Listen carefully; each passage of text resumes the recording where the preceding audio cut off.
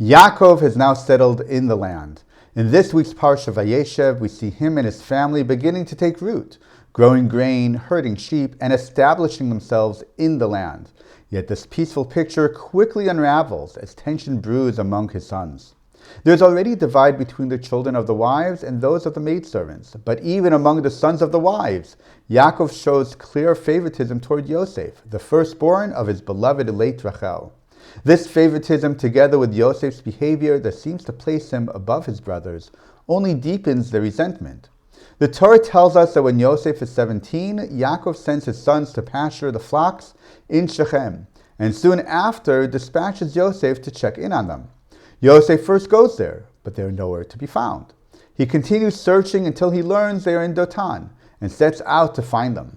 Away from Yaakov's watchful eye, however, the brothers seize the opportunity to conspire against him. As Yosef approaches, they grab him and cast him into a pit. The Torah emphasizes that the pit was empty. There was no water in it. But what kind of a pit was this really? The Midrash Bereshit Rabbah notes that just before this moment, the brothers debated which pit to throw Yosef into, whether to kill him as some suggested or to spare him as Reuven urged. The commentator Mizrahi explains that pits in those days were usually filled with water. By emphasizing that this pit was empty, the Torah suggests that there were at least two pits nearby, one full of water and one dry. The brothers, choosing for the moment to keep Yosef alive, cast him into the empty pit. Rav Vizal adds that the Torah repeats the detail to stress how utterly barren this pit was. The majority view among Chazal and the commentators, however, is that the pit was extremely deep, more than 20 amot, which is over 10 meters deep. From the edge, the brothers can see that there was no water, but because of its depth, they cannot discern what else might be inside: stones, wood, or even snakes and scorpions. Thus, the Torah's emphasis is that the pit was empty of water, but not necessarily free of danger. This principle of visibility is enshrined in halacha.